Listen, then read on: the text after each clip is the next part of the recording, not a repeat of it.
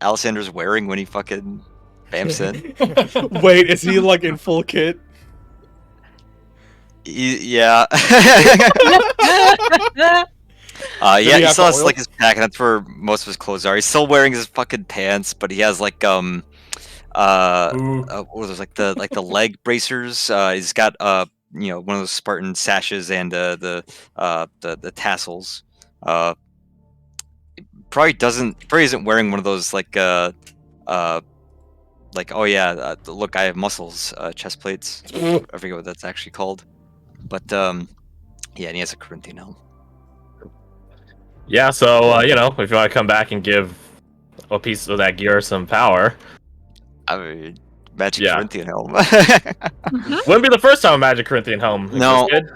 I already did plan on Alexander keeping one of the things, like actually just wearing that all the time as a little memento. So Well, there you I'll go. probably keep that then. Just let me know what it is, and I'm gonna start cooking stuff up probably on Monday. We'll see. Gotcha. Lorica musculata, thank you.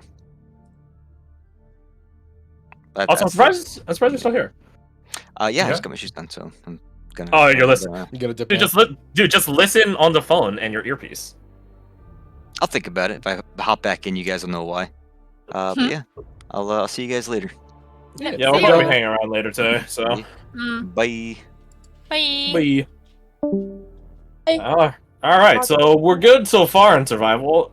Can you guys maintain the streak of survival? Fred, you lead us off.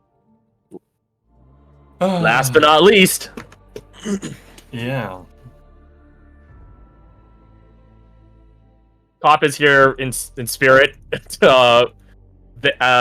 He's free to contribute as he sees fit, but I also recognize that he's, technically not obligated to be here. So,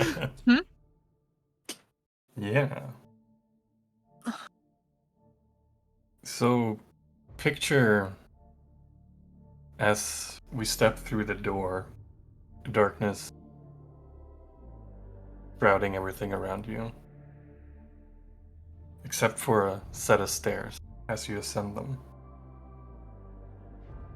Little by little, a separate set of stairs come into view. And on those parallel stairs, ascending to the same point, we see a man. Well, technically we see a hobgoblin, but we'll get there.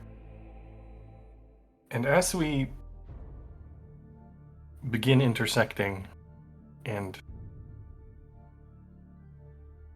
navigate closer towards each other, we feel this sense of camaraderie, trust.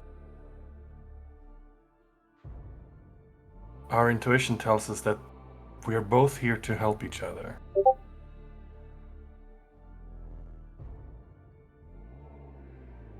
And so we do. We arrive at a platform and the stairs fade away, and we're met by a sprawling, ruined cityscape stretching for miles and miles. It's nighttime, it's dark, but it's not pitch dark. It's not a what's the word? It's not a zero light zone by any stretch of the imagination. Above us, there are two moons. One violet, one silver and blue. Having no real direction, we and this hobgoblin named Khan pick a direction and start walking. Way off in the distance, there is a bastion, shrouded in a bright, glowing barrier, too far away for us to ever have any hope of arriving at. Even if we did, how would we even get in? A trap is sprung, harmlessly, though by no effort on our end. Some brigands crawl out of the woodwork, an ambush. Fortunately, though we didn't have any equipment with us, we have found a metal pipe. It'll do. Most of the brigands do not survive the encounter. Some run away. In the aftermath, we spot something glowing, shimmering in the water nearby. We go to it, we pick it up. It's a fragmented shard of mithril. We have an idea of who it might belong to. We also grab a battle axe off one of the corpses. We might need it. Using the shard, we catch our breath for a spell and try to attune to it. It is no magic item by any stretch, but we feel a pull. A dowsing rod, in a way. We track that pull, we follow it. Although we're far too focused on it, too distracted to successfully navigate our way. Luckily, we have Khan with us.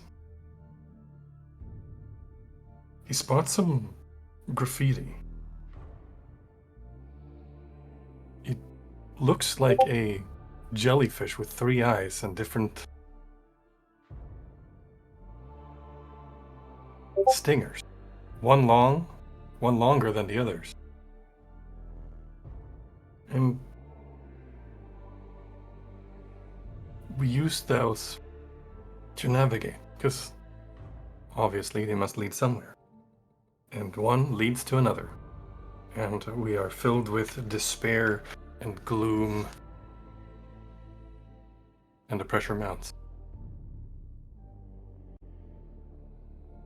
The shard eventually starts humming. We arrive at a sloping area into a flood zone. And there's a large, man-made, perhaps, lake. But something is stalking us in the water. Something massive.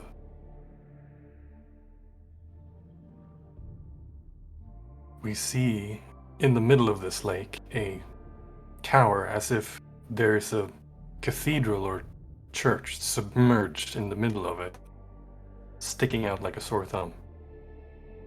Whatever the shard is pointing to is down there. On the far side of the shore, though, we spot a building, and we see movement inside it. And we, not wanting to brave the waters without a boat, head over there in search of one. Fortunately, it's a tavern, lakeside. And we head in after some conversation with the bouncer. The proprietor's name, Christian, a woman. We ask her if she has seen a woman pass through here with red eyes and white hair. She lies through her teeth. She hasn't. We explain the truth of the relationship we have with this woman. And we gain her trust. And she tells us, yes, actually, 10 days ago, thereabout, a woman matching the description did come through here. Did she go into the lake, we asked. No, she did not. She, accompanied by a swordsman, a magic-wielding dancer of sorts, I guess, left this place after considering the lake for a long moment.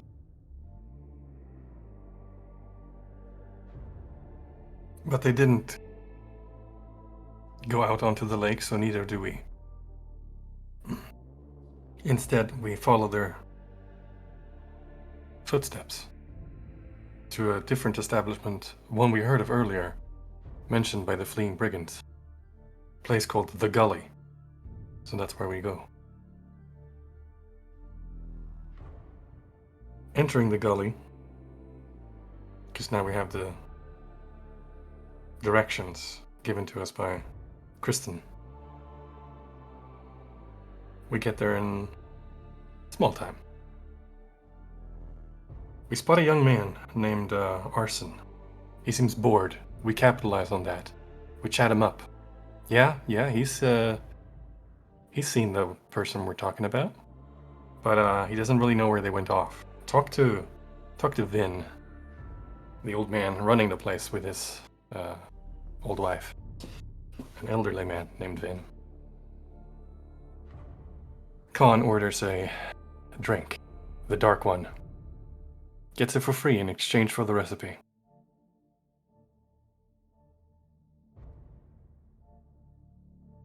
We speak to the old man, Vin.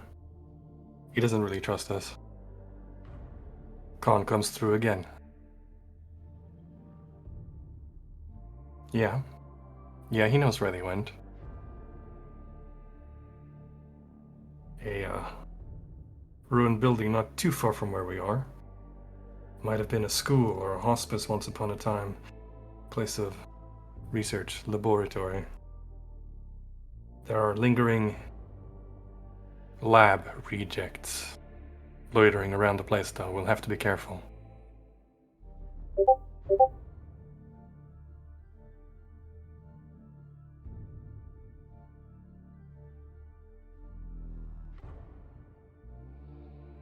As a parting gift, Vin gives us a medallion.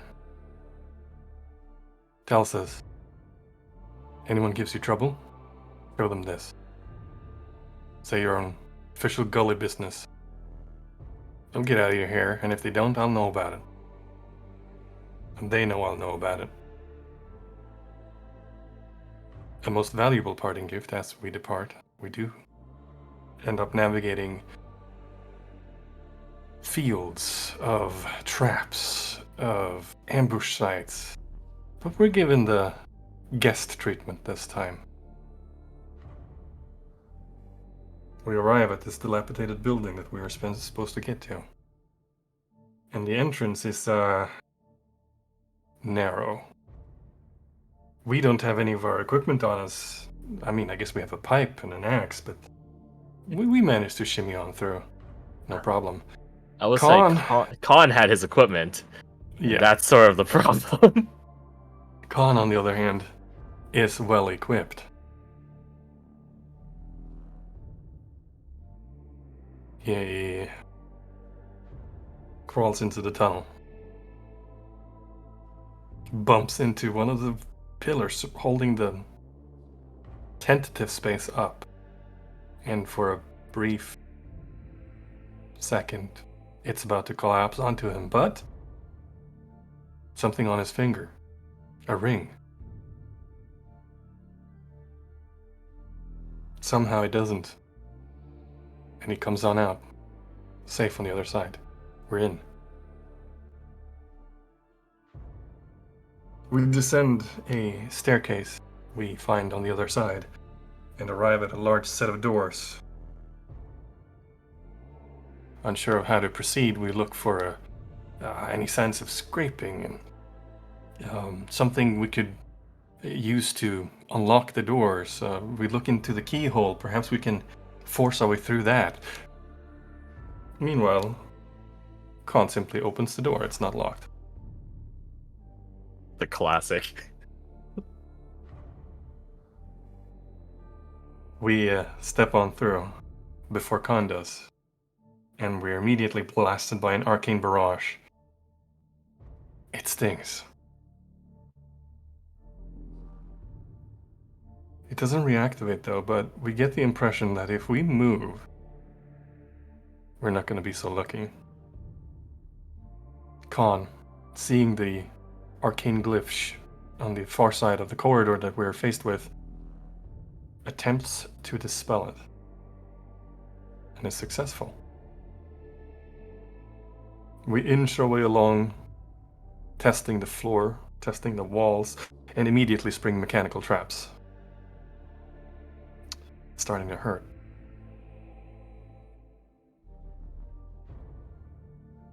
Using the power of the sands, we shunt Khan ahead and then follow, avoiding a large stretch of the corridor. Seems we're good. Looking to our left. More corridor, stairs, descending down. Careful this time, we try a different approach. Likely trying to step forward. And we're rewarded for our efforts. With fire. We shift. Sandwalk. To the bottom of the stairs. There's a door, it's locked. We don't have a key. Khan, on the other hand, lingers halfway down the stairs. He's spotted something. A mural of a plate with a face on it.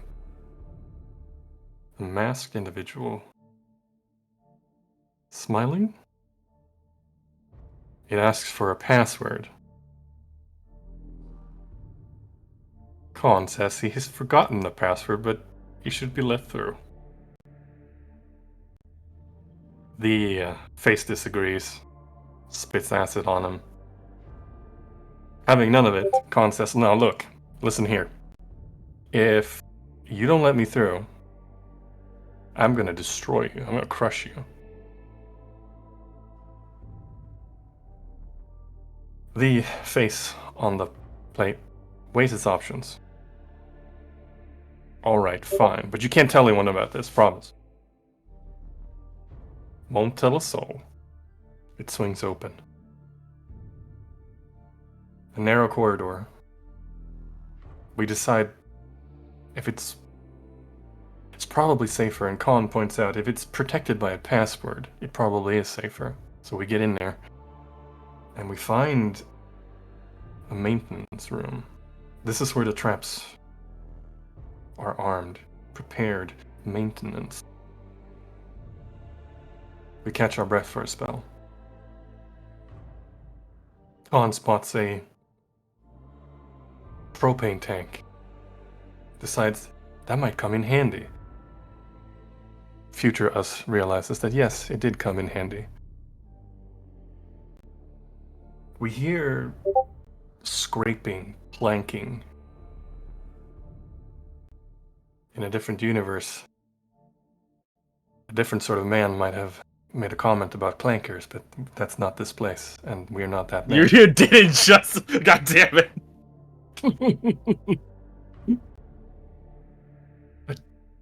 A massive defense mech approaches. We hide. Khan steps out and tells it, "We're supposed to be here. We knew the password. You can ask the door." What? The mech doesn't believe us. A massive sword comes arcing down, missing Khan. Seizing the opportunity, we strike from our hidden perch and manage to dislodge the thing powering it. This jade item, this jade reactor. Nothing like any crystal or Manix device we've ever seen before. We decide to bring it with us. That was a nat 20 on the attack roll. That's a surprise mechanic for later. We descend further. We find a habitation room. This is where the trapmaker lived. We decide to look for a keychain, a journal of some kind, but we have no idea where to look. Khan, though, he knows some people of similar mindsets, and he finds the journal under the mattress. And with the journal, armed with the knowledge therein, we find a keychain, and we grab the map. Looking at the map, we try to deduce where would Isadora have gone if she was here. There's a training hall. Augmentative training hall. That's gotta be it. Key, map, and journal in hand, we make our way through the back rooms, safely avoiding a lot of the complex. Eventually, we have to leave the back rooms and cross into an open corridor, which we do. entering this augmentative training facility, it immediately fills us with dread, with despair. It looks otherworldly, like a massive geode.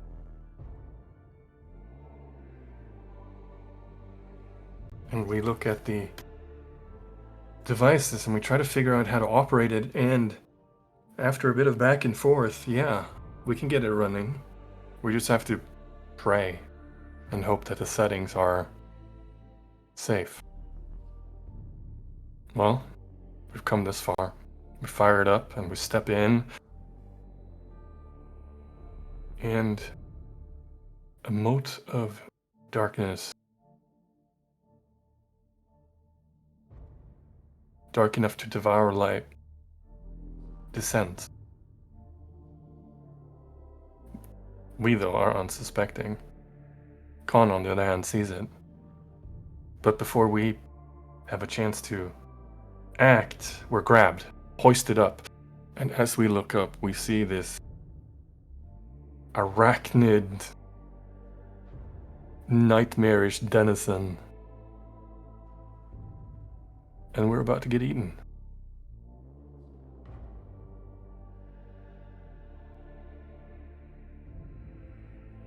This friend, because that's what he's become at this point, Khan, intercepts, smacking this thing with his weapon. We break free. A battle ensues. A hopeless battle. We're hurting it, yeah, but it's healing.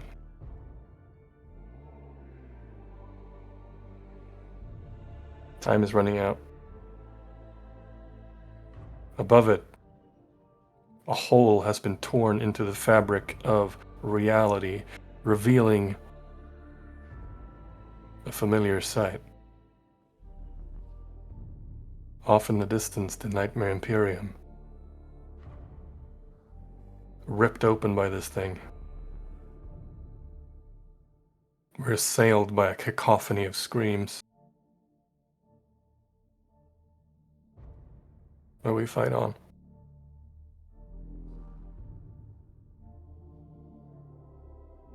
It's looking desperate. Khan yeets the propane tank he carried with him onto this thing, lighting it up. The explosion tearing a huge chunk of its body.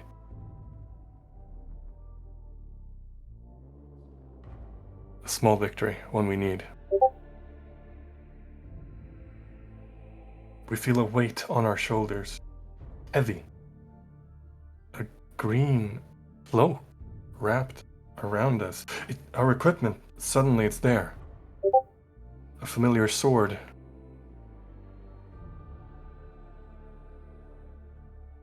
We can do this.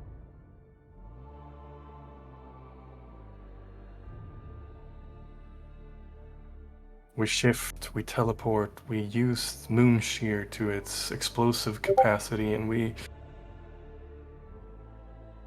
fight on.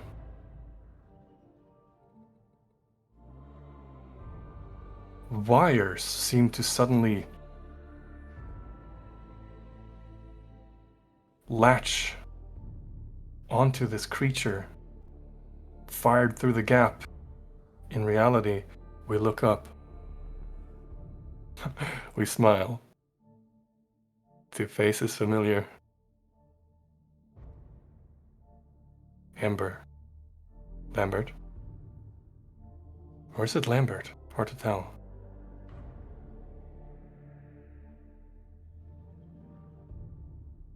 Certainly Amber. Maybe it's not Lambert. It looks like it could be somebody else.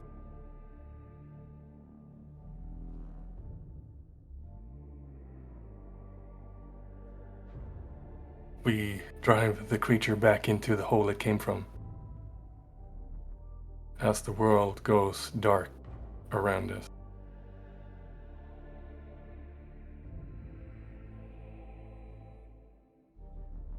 But we're still there. The darkness closing in around us, and we have been weighed. We've been measured.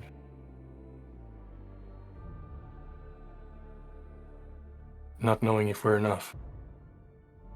We hold out our hand to Khan and say, no matter where you are, what situation you're in, you have a friend in us, you have a friend in Sajar. He says, nah, fuck that, man.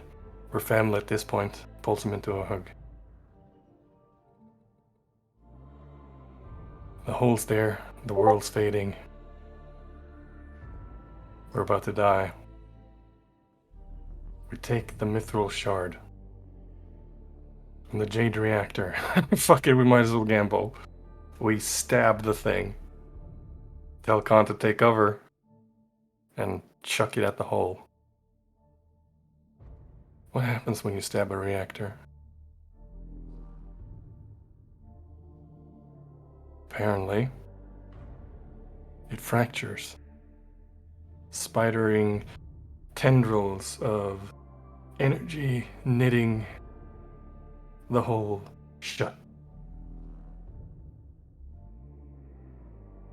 And we make it through. We're alive. Safe on the other side.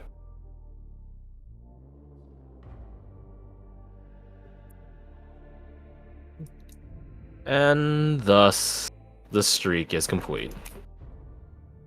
One detail I forgot to bring up is at the gully, what convinced Vin that we are who we say we are was a package left for Sajar. And if we could tell Vin what was in it without opening it, he would know what we're saying is true. And I said, that's the great sword I left for Isadora, and ça voila, it is. Great sword of wounding, which I was using up until that point. Nice. From that point on, up until the point where he got my equipment back from Abigail, who dropped the green cloak on it. 50% of you lost your equipment. Exactly 50% of you. Why? How is that? How is that exact when there's 5 of us? You might ask, Crash. Because Silas got their equipment back in their world. They lost in the beginning. Exactly 50% of you lost your equipment. Wow. Those of you that lost it in a more cosmic sense, I was saving the cards to give the inventory back when it was needed. So in a way, you guys losing Abigail to Nightmare was sort of to your advantage, I guess. Huh? Yeah. That's my story, and I'm sticking to it, as Alec would say. Good job, Silas. Well done, bud. Now, I already got the confirmation. Yeah, more or less. I already got confirmation from Alec on it. Fred, slash Cop, if he's able to speak towards it. Did you get any critical successes, nat 20s or anything like that at a pivotal moment? I'm trying to remember. Yes, the dislodging the jade reactor from the golem. Yes. Holy Yes. reception. Holy Oh. shit, what the fuck? Oh yeah, that's right. Oh. Cop did get like Oh! he got 3 Right, nat yeah, you 20s in mentioned. a row. He got 3 nat 20s in a row, and we were all like, "What the fuck, bro?"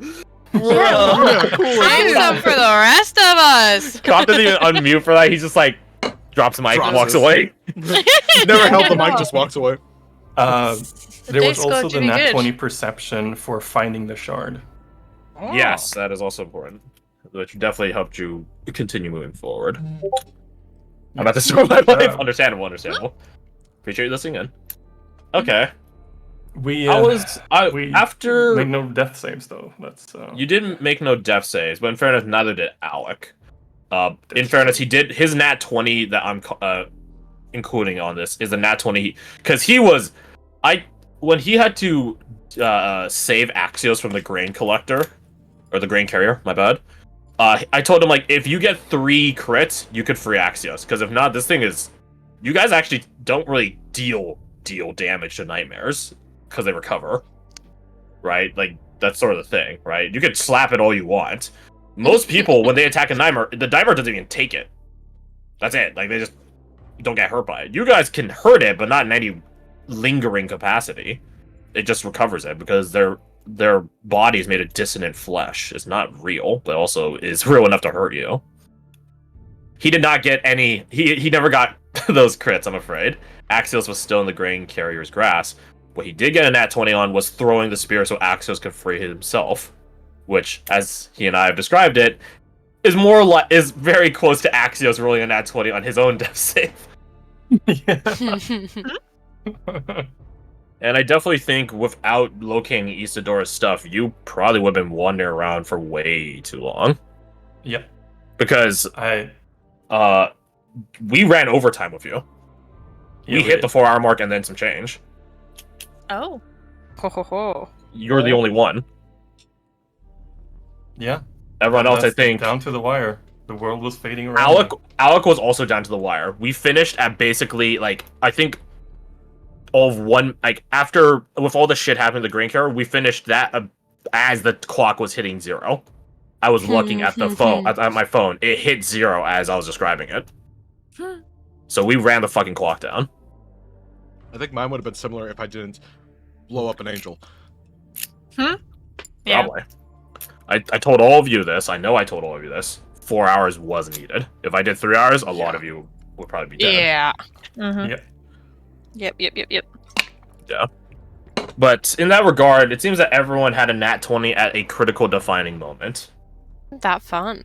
Mm-hmm. How coincidental. I will be giving you guys a trait, which is, I don't know the exact term of it. My working title of it so far is Death Defier. Oh. Because Okay. Nice. Okay. gods above did you guys roll the nat 20s on when you needed them. Mm-hmm. For 3 of you, Cool quite story. literally. Yep. Death Defying. Haha. Well. Speaking of you 3 death save defiers, I can now Mhm. disclose this information. I think I already told it to Garth, because he was the last one amongst you 3. I believe so. Every instance of those, you 3 picked this world, this setting, as your aspirant source's setting, right? Whereas Alec and Fred picked another world. Fred picked us The- up, from the sounds of it. Exactly. The instance of the world that you guys had your aspirant path in is a quote-unquote bad end world. It's a dead timeline. Mhm. Yeah. What bad end is it? Let's see. For you, Kirsty, you received the bad end for my Wednesday crew. Or one of the bad ends for my Wednesday crew. Because Oh, that Abram is actually an antagonist from my Wednesday crew. Oh yeah, you're saying yeah. He was the personal antagonist for one of the characters in it. Oh, okay. So that's what happened when they won. The insectoid vampiric overlords won. That's bad end. Silas also received a Wednesday campaign bad ending because they were chasing. Really? And remember how I said, "Oh, it's very funny that you now know a bit more viscerally what Sajar means by shade and water." Well, Mhm. the main antagonist for the Wednesday crew, the main quest antagonist, was a Frijaran terrorist. Oh. So his bad end is he essentially nuked the world. He incinerated it, which is why you had to keep making con saves, because you were walking through the equivalencies of an irradiated wasteland, Fun. which is why everyone needed suits to navigate around. We Insert Fallout music. stand. It's also why you didn't have to purify the water, because the water's irradiated, so there's not any dangerous microorganisms in it, because they're all dead, technically. What's the worst you get? Radiation sickness? You already got that! Ah, Hey! it's fine. And then I disclosed to you, Garth, but I'll disclose to the rest of you. Morgan's bad end scenario, the setting that she was in, is what happens if you guys failed campaign 1. The Void would find influence in the world, and all the gods would duke it out. All or nothing. It's like a World War I of gods. And as soon as one side buys in on it, everyone buys in on it by alliance. Except maybe a couple of outliers like Ashen Soul Vetland, who you probably is like an atheistic god, so he doesn't give a shit. If anything, he probably found it fucking hilarious. God, So what would every he's doing god- at this point? He might have died during all of it. Oh, damn. Right? So yeah, Oh! your setting was every god fought and the world was destroyed, right? What happened